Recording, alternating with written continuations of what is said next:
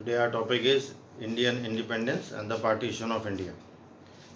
तो इंडिया का पार्टीशन और इंडियन इंडिपेंडेंस, इसको डेप्थ में समझना है हमको। तो इसको समझने के लिए आपको 1945 के आसपास जो इंडिया की सिचुएशन है उसको समझना पड़ेगा। 1945 तक world war has almost came to an end. Subhash Chandra Bose ने जो अपनी इंडियन नेशनल आर्मी के कमांडर इन चीफ बनकर क्लांग तक और आसम तक और अंडमान निकोबार और इंडिया के फ्रंटियर्स तक जो लैंड कैप्चर की थी, उससे पेट्रियाटिज्म का जो फर्वर क्रिएट हुआ था वो इंडियन मासेस का मूड था। और वर्ल्ड वॉर 2 में ब्रिटिशर्स का फाइनेंशियल लॉस बहुत ज़्यादा हुआ था, so they were in no position to handle the colony of India. India की कॉलोनी को हैंडल करने की सिचुएशन में वो नहीं थे। इंडिया में कोई भी कांग्रेस का कोई भी leader, including Gandhi, including Sardar Patel का नाम मैंने इसलिए लिया कि सरदार पटेल बाद में पार्टीशन का बहुत फेवर करेंगे। तो सरदार पटेल भी इस फेवर में नहीं है कि अलग पाकिस्तान बनना चाहिए, लेकिन 1940 से कंटिन्यूसली पाकिस्तान का जो कॉन्सेप्ट आया, चौधरी रहमत अली ने कैम्ब्रिज सर्कल में उसको दिया और उसको इंडिया में मोहम्मद अली जिन्ना, सिकंदर हयात खान, फजरुल हक, इन सब लोगों ने अडॉप्ट किया। तो 1940 के बाद 1 पॉइंट प्रोग्राम मुस्लिम लीग का बन गया कि we need a separate Pakistan, और दूसरा पॉइंट इनका प्रोग्राम का ये था कि इंडिया में मुस्लिम्स के रिप्रेजेंटेटिव सिर्फ मुस्लिम लीग है, यानी मुस्लिम्स के होलसोल जो रिप्रेजेंटेटिव हैं वो कांग्रेस से नहीं जाएंगे, मुस्लिम लीग से ही जाएंगे। तो ऐसा मान लिया गया कि कोई भी मुस्लिम कांग्रेस के साथ नहीं है, जबकि ऐसा कुछ प्रैक्टिकली ऐसा कुछ था नहीं। ऐसा मनवाने की कोशिश करी जा रही थी, मुस्लिम लीग ये बात अपनी मनवाने की कोशिश कर रही थी। तो इसी बीच में वायसराय लॉर्ड वेवल इंडिया के वायसराय बनकर आए, और 1945 में जो शिमला कॉन्फ्रेंस हुई, जिसमें लॉर्ड वेवल ने जिसको शिमला कॉन्फ्रेंस को किया, तो शिमला कॉन्फ्रेंस जो है वो 25 जून तक चली और 1 महीने मीटिंग हुई पूरी। तो इस शिमला कॉन्फ्रेंस में कांग्रेस के रिप्रेजेंटेटिव मौलाना अबुल कलाम आज़ाद थे और मुस्लिम लीग के रिप्रेजेंटेटिव मोहम्मद अली जिन्ना थे, यानी दोनों तरफ से मुस्लिम सी बात करने गए थे। और वेवल ने वहाँ पर ये कहा कि जो 15 मेंबर कैबिनेट बनेगी उसमें जितने मुस्लिम मेंबर्स लिए जाएंगे वो सब मुस्लिम लीग से लिए जाएंगे। ये इंडियन हिस्ट्री का दूसरा टर्निंग पॉइंट था। इसके पहले 1916 में ऐसा हुआ था, जब कांग्रेस ने एक्सेप्ट कर लिया था कि मुस्लिम्स को जो सेपरेट इलेक्टोरेट मिले हैं मिंटो मॉर्ले रिफॉर्म से, वो हम एक्सेप्ट करते हैं। अब लॉर्ड वेवल ने ये एक्सेप्ट कर लिया कि मुस्लिम्स का रिप्रेजेंटेशन सिर्फ मुस्लिम लीग कर रही है, उसका ऑफिशियली अनाउंस कर दिया गया। तो इसको वाटरशेड, जल विभाजक कहा जाता है इंडियन हिस्ट्री में, कि मुस्लिम लीग को एक तरीके से वीटो पावर दे दी गई कि अगर इंडिया का कोई भी पार्टीशन का या इंडिया का कोई भी प्लान आता है, तो चूंकि मुस्लिम्स तो 25% इंडिया को कॉन्स्टिट्यूट कर रहे हैं, तो अगर, और उसकी होलसेल रिप्रेजेंटेटिव मुस्लिम लीग है, जो कि है नहीं, लेकिन वेवल ने मान लिया कि है, तो बिना मुस्लिम लीग की बात के इंडिया का कोई भी प्लान सक्सेसफुल नहीं हो सकता। तो शिमला कॉन्फ्रेंस की सबसे बड़ी सिग्निफिकेंस तो ये है कि मुस्लिम लीग को वीटो पावर मिल गई एक तरीके से, कि हर प्लान को वो वीटो कर सकते हैं, हर प्लान को वीटो कर सकते हैं, जो भी प्लान इंडिया के फेवर में या इंडिया की कॉन्स्टिट्यूशन असेंबली को बनाने के लिए आएगा। और यही वीटो पावर का यूज करके उन्होंने पाकिस्तान को बनाया। तो इंडिया में पाकिस्तान को बनाने का काम मुस्लिम लीग ने नहीं किया, ब्रिटिशर्स ने किया, लॉर्ड वेवल कर गए हैं यहाँ पर, क्योंकि वो एक कॉमनवेल्थ में एक बहुत मजबूत कंट्री चाहते ही नहीं थे। वो चाहते थे कि एशिया डिवाइडेड हो, वो तो चाइना को भी डिवाइड करना चाहते थे, नहीं कर पाए, वो अलग बात है। तो इस तरीके से ये जो वेवल प्लान है, इस वेवल प्लान में ये कहा गया कि एक मिनिस्ट्री बनेगी और उस मिनिस्ट्री में कांग्रेस के मेंबर्स लिए जाएंगे, 15 में से 6 कांग्रेस के मेंबर लिए जाएंगे, बाकी मुस्लिम्स लिए जाएंगे, और जो मुस्लिम्स लिए जाएंगे वो मुस्लिम लीग के लिए जाएंगे, 5 मुस्लिम लीग से लिए जाएंगे, और साथ में इलेक्शंस होंगे। तो जो इलेक्शंस हैं उसमें ये सब बातें होने लगी। तो इस तरीके से इंडिया में मुस्लिम लीग को अपने पैर रखने की बहुत बड़ी जगह मिल गई। इस समय जिस समय ये वेवल प्लान चल रहा है, उसी समय इंडिया में पेट्रियाटिज्म की एक बहुत स्ट्रॉन्ग वेव आई। तब जब आज़ाद हिंद फौज के जो लोग थे उन पर मुकदमे चलाए गए, जो भी प्रिजनर्स थे वॉर जो जिन्होंने इंडिया ब्रिटिश गवर्नमेंट के अगेंस्ट वॉर किया था उन पर मुकदमे चलाए गए, और पब्लिक ने इतना प्रेशर किया कि वो मुकदमे ओपन कोर्ट, ओपन लाल किले में चलाए गए, वहाँ पर बहस हुई। तो शहनवाज खान, प्रेम सहगल, ये बड़े बड़े लीडर्स थे जिनको फांसी की सज़ा सुनाई गई कि इन्होंने ब्रिटिश गवर्नमेंट के अगेंस्ट वॉर किया है और इनको हैंग कर देना चाहिए। और तेज बहादुर सप्रू, काटजू, जवाहरलाल नेहरू, इन सब लोगों ने आज़ाद हिंद फौज के फेवर में केस लगा। तो ओपन केस लगा के ओपन डिबेट हुई, और ओपन डिबेट हुई, सरकारी वकील भी थे और जो भारत के वकील थे वो भारत के बड़े बड़े लीडर्स थे। तो आज़ाद सुभाष बोस के अगेंस्ट इंडिया में कोई नहीं था, कांग्रेस भी नहीं थी, महात्मा गांधी भी नहीं थे, जवाहरलाल नेहरू, तो उनका केस लग रहे हैं। तो सुभाष बोस के जो सैनिक हैं, जो उनके जनरल्स हैं, उनको बचाने के लिए जो है वो इस तरह के केस लड़े गए। और जब केस लड़े गए तो पहली बार वो डिबेट्स हुई और फांसी की सज़ा को माफ़ किया गया, पार्डन किया गया, और पार्डन करने के बाद जो आज़ाद हिंद फौज के जितने भी सैनिक थे उनको छोड़े गए। तो 1946 का ये एक बहुत बड़ा इवेंट है, पार्टीशन के पहले ये एक बहुत सिग्निफिकेंट इवेंट है। अब जिस समय ये हो रहा है उसी समय पहली बार इंडिया में रॉयल नेवी में रिवोल्ट हो रहा है। आप समझ रहे हैं, मैं ये बात इसलिए बता रहा हूँ कि पेट्रियाटिज्म की लहर कहाँ कहाँ फैल रही है।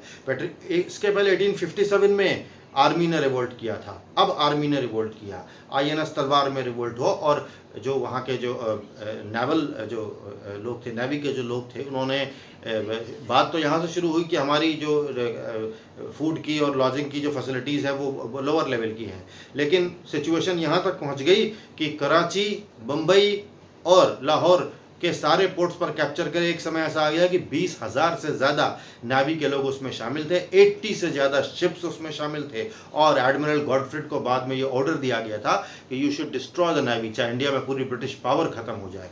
तो इस तरीके से ब्रिटिश क्वीन का ऑर्डर आया था कि ये जो नेवल रिवोल्ट, इतना बड़ा रिवोल्ट 1857 के बाद कभी हुआ ही नहीं है, तो इंडिया में नेवल रिवोल्ट हो गया। तो ये पहला टाइम था कि जब इंडिया में नेवी और पब्लिक दोनों ही एक साथ ब्लड शेड करने के लिए तैयार हैं। और ये सारा जो इंस्पिरेशन मिल रहा है ये सुभाष बोस की जो कॉल फॉर द ब्लड है वहाँ से आ रहा है, बहुत कुछ वहाँ से आ रहा है, क्योंकि इंडिया से तो call for the blood internal तो आई नहीं कांग्रेस से। तो ये जो ब्लड की कॉल आई है आर्मी के लिए, ये सुभाष बोस का जो और आप इमेजिन करिए कि अगर बोस की आर्मीज आ जाती इंडिया में तो क्या नेवी तो पूरी उनके साथ ही होती, और एयरफोर्स भी होती और शायद आर्मी भी होती। तो खैर वो तो किंतु परंतु वाला इशू हो गया, तो वो बात कोई सिग्निफिकेंट नहीं रही। लेकिन ये जो नेवल रिवोल्ट हुआ है इसने बहुत अच्छी तरह से बता दिया कि इंडिया में अब सप्रेस करना मुश्किल है, क्योंकि 1857 का रिवोल्ट ही बहुत मुश्किल से सप्रेस किया गया था। अब जब इतनी मुश्किल से 1857 का रिवोल्ट सप्रेस हुआ तो अब नेवल रिवोल्ट को कैसे सप्रेस कर पाएंगे। जब कांग्रेस के लीडर्स ने देखा कि बिल्कुल एडमिरल गॉडफ्रिड वॉर के लिए तैयार हैं, तो फिर बीच में सरदार पटेल और जवाहरलाल नेहरू और गांधी जी सभी बीच में उन्होंने नेगोशिएशन किया, और नेगोशिएशन करके सभी जो जितने भी सेलर्स थे, जितने भी नाविक थे, उनसे कहा कि आप सरेंडर कर दें और नेवी को रिवोल्ट करना नहीं चाहिए। बातचीत चल रही है ब्रिटेन के साथ। तो सरदार पटेल और महात्मा गांधी और जवाहरलाल नेहरू ने जो नेगोशिएशंस किए हैं, उस नेगोशिएशंस की वजह से जो रॉयल नेवी का रिवोल्ट हुआ है, जो इंडियन हिस्ट्री का एक बहुत इंपॉर्टेंट पार्ट है, वो भी इसी समय हो रहा है। तो रॉयल नेवी का रिवोल्ट बहुत इंपॉर्टेंट है। तो रॉयल नेवी ने जब रिवोल्ट कर दिया और साथ में जो आज़ाद हिंद फौज के मुकदमे हुए, यानी एक तरीके से जुडिशरी काम नहीं कर रही है और नेवी साथ में नहीं है, तो क्या ब्रिटिश गवर्नमेंट के ऊपर प्रेशर नहीं होगा, क्या वो सीरियस एफर्ट लें इंडिया के लिए। और वो सीरियस एफर्ट किया गया। इसी सीरियस एफर्ट का नाम है cabinet mission. Cabinet mission India आया। कैबिनेट मिशन में वहाँ के कैबिनेट मिनिस्टर शामिल थे, पैथिक लॉरेंस, स्टिफोर्ड क्रिप्स और एवी अलेक्जेंडर। ये सारे वॉर कैबिनेट के पार्ट थे। ये सब इंडिया आए और इंडिया आकर के इन्होंने एक प्लान बताया कि इंडिया की प्रॉब्लम का प्लान क्या है। लेकिन अब तक मुस्लिम लीग वीटो पावर हासिल कर चुकी थी वेविल की शिमला कॉन्फ्रेंस से। तो मुस्लिम लीग का तो एक ही पॉइंट था, हमें पाकिस्तान चाहिए, और कांग्रेस का एक पॉइंट था कि हमें यूनाइटेड इंडिया चाहिए। तो कांग्रेस के पास बहुत सारी दिक्कतें थी, कांग्रेस बना रही थी, मुस्लिम लीग कह रही थी हमें सिर्फ पाकिस्तान चाहिए। तो कैबिनेट मिशन ने इंडिया में आकर के प्लान दिया। और आप गांधी जी का पॉइंट ऑफ व्यू देखिए, गांधी जी को कैबिनेट मिशन का प्लान बहुत पसंद आया था। उन्होंने कहा था कि इंडिया की सिचुएशन में ये बेस्ट प्लान है। उसका एकमात्र रीज़न ये था, उसका वन एंड ओनली रीज़न ये था कि कैबिनेट मिशन ने मुस्लिम लीग की डिमांड को रिजेक्ट कर दिया था कि पाकिस्तान अलग से होना चाहिए। तो मुस्लिम लीग की डिमांड को ही उसने कैबिनेट मिशन ने रिजेक्ट कर दिया और एक यूनाइटेड इंडिया के फेवर में था। तो कैबिनेट मिशन ने एक प्रोविंसेस का डिवीज़न किया था कि आसाम की जो प्रोविंस है, आसाम और बंगाल की जो प्रोविंस है वो अलग होगी, नॉर्थ वेस्ट की सिंध की और जो प्रोविंस है पंजाब की प्रोविंस वो अलग होगी, और इसके अलावा बम्बई और यूपी और इसको पश्चिमोत्तर सीमा प्रांत उस समय कहते थे, ये सारी उसको कैटेगराइजेशन कर दिया, category A, category B, category सी।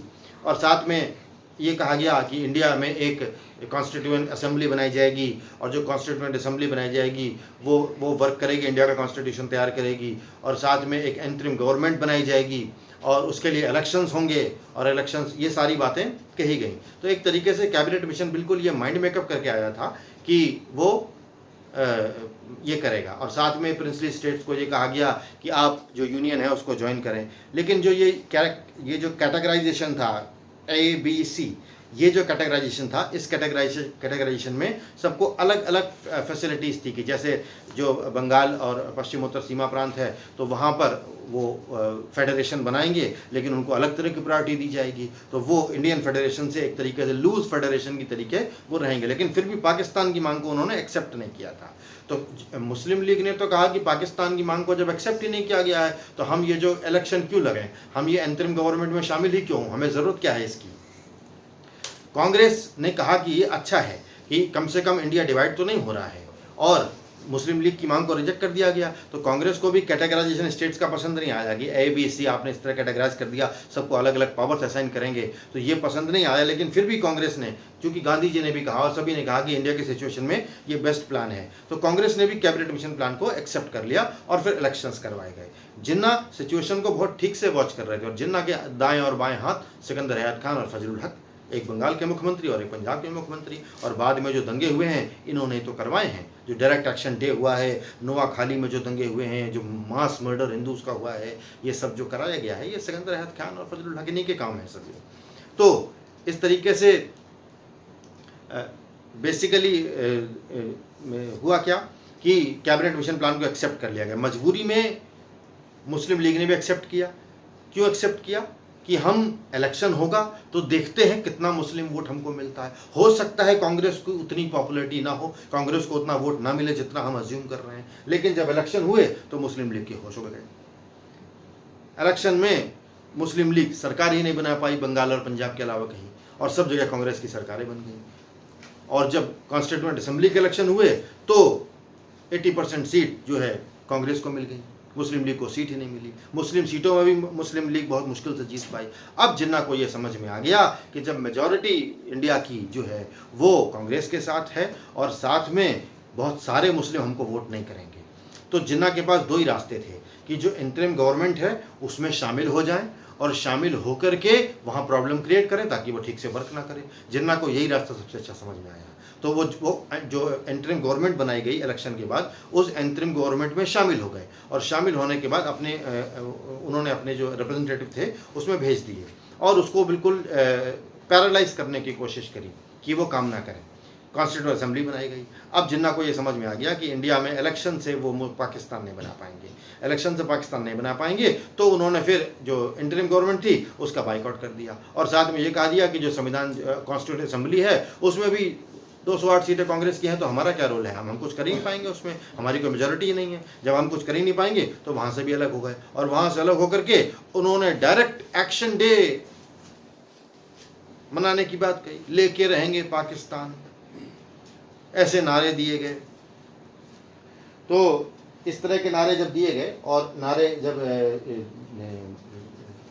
दिए गए तो सारे मुस्लिम्स इंडिया में मोबिलाइज हो गए जिन्ना के कॉल पर, और मोबिलाइज होने के बाद दो प्रांतों में तो उनकी सरकारें थी, तो जहाँ जहाँ उनकी सरकारें थी वहाँ तो मैसेकर हुआ है। तो ये जो 16 अगस्त का जो डे है, जिस दिन ये डायरेक्ट एक्शन डे लिया गया, डायरेक्ट एक्शन डे मनाया गया, इसको मौलाना आज़ाद कहते हैं कि भारत के इतिहास में ये काला दिन है, काला धब्बा है, और कोई भी सभ्य मुस्लिम या कोई भी सभ्य हिंदू जब इसको याद करेगा तो उसका सर शर्म से झुक जाएगा। और वास्तव में ऐसी घटनाएं हुई जिन्हें कहा नहीं जा सकता कि भारत के इतिहास में इस तरह से पब्लिक ने एक दूसरे को मारा है कि ऐसे दंगे दोबारा देखने को नहीं मिलेंगे।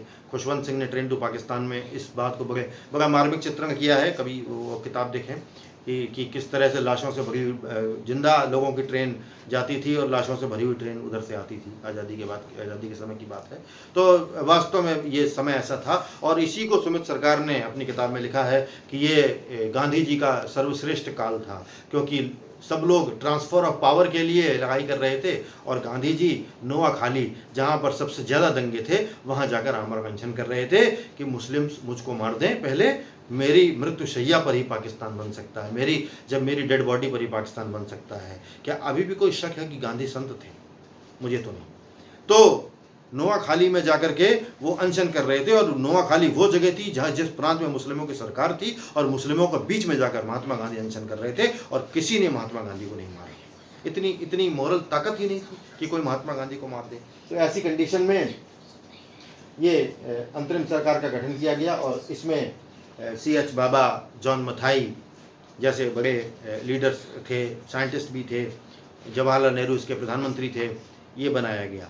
तो कैबिनेट मिशन जो प्लान है उसको तो जिन्ना ने डायरेक्ट एक्शन से अनसक्सेसफुल कर दिया। तो बात क्या, रिजल्ट क्या निकला?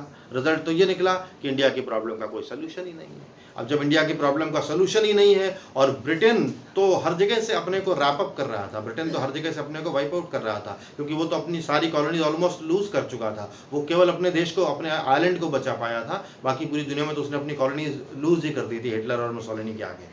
और इवन जापान में भी उनको इंडिया को डिफेंड करने में दिक्कत हो रही थी। तो ब्रिटेन के पास ये रास्ता था कि वो किसी तरीके से भारत की प्रॉब्लम को सॉल्व करे। इसी समय ब्रिटेन में इलेक्शन हुए और ब्रिटेन में जब इलेक्शन हुए तो विंस्टन चर्चिल चुनाव हार गए। ब्रिटेन को वर्ल्ड वॉर सेकेंड में जिताने वाले जो विंस्टन चर्चिल थे, विंस्टन चर्चिल ने 41 वॉल्यूम्स में history of world war second लिखा है। तो अब आप समझ लीजिए कितना डेप्थ में उन्होंने वर्ल्ड वॉर सेकेंड की हिस्ट्री को लिखा है। 41 वॉल्यूम्स हैं इस मोटाई के।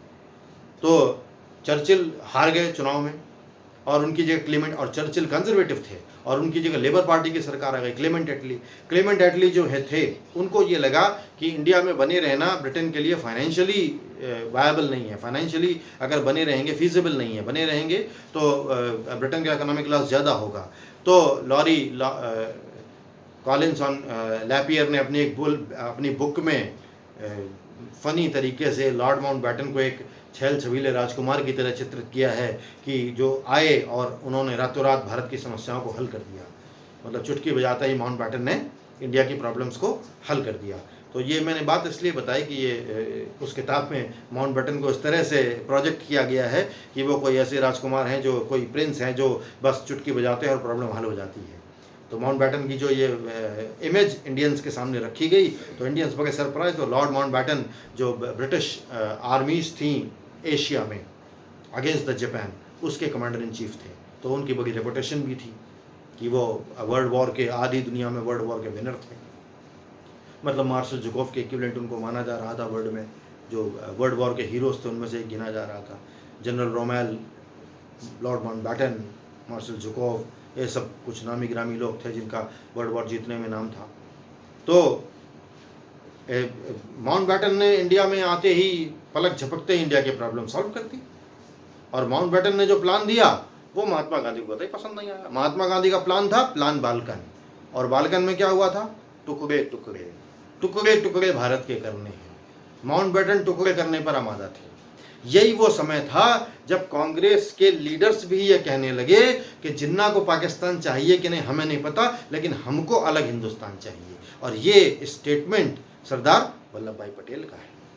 सरदार वल्लभ भाई पटेल ने कहा कि हमको अलग हिंदुस्तान चाहिए। गोविंद वल्लभ पंत ने कहा कि हमको इस समय पाकिस्तान और सुसाइड में से एक को चुनना है, या तो हम आत्महत्या कर लें और नहीं तो भारत पाकिस्तान का विभाजन कर दें। क्यों? क्योंकि अगर पाकिस्तान बना रहेगा तो एक ढीला ढाला फेडरेशन रहेगा, और ढीला ढाले फेडरेशन में कोई मजबूत सेंटर बनेगा नहीं। तो बड़े इंडिया से अच्छा है कि छोटा इंडिया बने, मजबूत इंडिया बने। ऐसा कांग्रेस के लीडर्स ने अपने आप मान लिया। जवाहरलाल नेहरू भी इस फेवर में हो गए। अगर सुभाष बोस होते तो कभी इस फेवर में ना होते, और महात्मा गांधी तो कभी इस फेवर में रहे ही नहीं। जिस समय ये सब बातें चल रही थी, महात्मा गांधी नोआखाली में अनशन कर रहे थे, और महात्मा गांधी सुबह से शाम तक भजन गाते थे। और उन्होंने कांग्रेस को सलाह दी थी कि कांग्रेस को अब एक समाज सेवी संस्था में बदल देना चाहिए, किसी को कोई कुर्सी नहीं लेनी चाहिए। लेकिन कुर्सी तो ली गई। लगाई कुर्सी की चल रही थी और कुर्सी की जल्दी भी थी।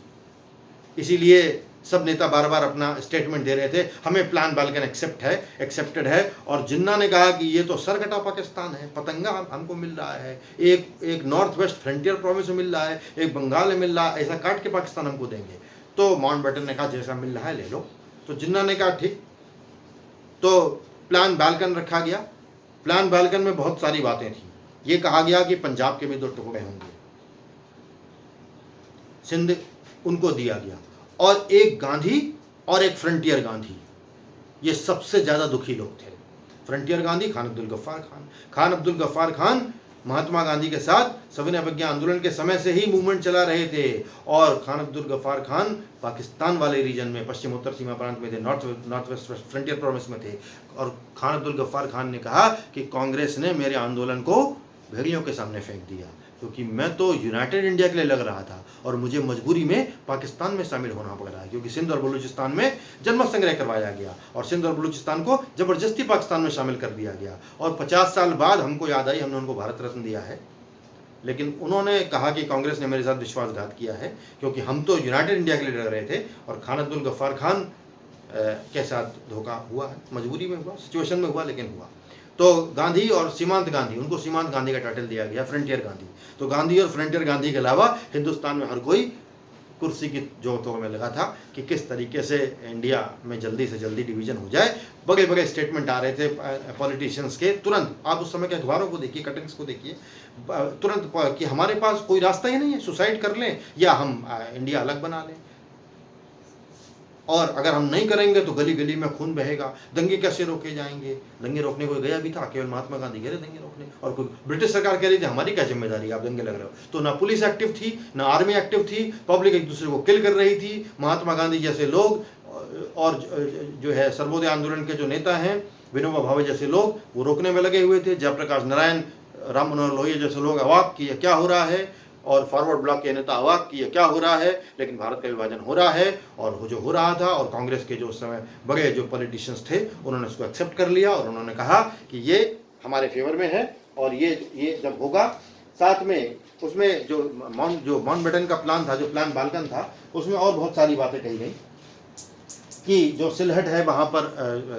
कराया जाएगा, रेफरेंडम कराया जाएगा। साथ में प्रिंसली स्टेट्स जो होंगे उनके साथ सारी ट्रीटीज़ खत्म हो जाएंगी। सारी ट्रीटीज़ खत्म होने के साथ साथ ये भी कहा गया कि जो है 2 डोमिनेंट बनेंगे, और जो एक पाकिस्तान का अलग डोमिनेंट बनेगा और इंडिया का अलग डोमिनेंट बनेगा। वो चाहे तो कॉमनवेल्थ को ज्वाइन करें और चाहे तो कॉमनवेल्थ को ज्वाइन ना करें। दोनों की अपनी कॉन्स्टिट्यूएंट असेंबली होगी, और दोनों की अपनी कॉन्स्टिट्यूएंट असेंबली पहले से वर्क भी कर रही थी। तो जो वर्क कर रही थी उस कॉन्स्टिट्यूएंट असेंबली के जो अध्यक्ष थे वो पहले ही डॉक्टर राजेंद्र प्रसाद चुने जा चुके थे। और पाकिस्तान की जो कॉन्स्टिट्यूएंट असेंबली है वो ऑब्वियसली उनको कायदे आजम मोहम्मद अली जिन्ना को चुनना था, तो कायदे आजम मोहम्मद अली जिन्ना को उन्होंने चुना। तो इस तरीके से इंडिया का पलक झपकते ही चुटकियों में इंडिया की समस्या का हल कर दिया गया, भारत पाकिस्तान को अलग कर दिया गया। पब्लिक, बहुत सी पब्लिक थी जो इंडिया की, जो नहीं चाहती थी कि डिवीज़न हो। बहुत सी पब्लिक थी पाकिस्तान की जो नहीं चाहती थी कि डिवीज़न हो, लेकिन डिवीज़न किया गया, पब्लिक की इच्छा के बिना किया गया। और पब्लिक की इच्छा के बिना जो किया गया, आज भी जो पाकिस्तान में मुहाजिर रह रहे हैं उनको वो अधिकार पाकिस्तान ने नहीं दिए हैं जो भारत में मुसलमानों को 1947 में ही मिल गए थे। तो ये सारी बातें हैं। इन सारी बातों के तहत भारत का विभाजन कर दिया गया, इंडियन इंडिपेंडेंस हुआ। इसके बाद एटली ने घोषणा करी, ये अनाउंसमेंट किया कि हम 1948 से पहले ही इंडिया को छोड़ देंगे। लेकिन एटली के पास अब इतना भी पेशेंस नहीं बचा था कि 1948 तक भी वो इंतजार करें। तो इंडियन इंडिपेंडेंस एक्ट पास कर दिया गया 15 अगस्त 1947 में, और ऑब्वियसली 47 है, तो 47 में पास कर दिया गया। और इसके एक दिन पहले पाकिस्तान के लिए पास कर दिया गया, और ये एक्चुअली 3 जून को ही इसके साइन हो गए थे। बाद में इसको अडॉप्ट कर लिया गया, और अडॉप्ट करने के साथ साथ इंडिया पाकिस्तान अलग हो गए। जवाहरलाल नेहरू ने अपनी वो famous speech tryst with destiny दी, दुनिया सो रही है और हम एक नए युग में प्रवेश कर रहे हैं।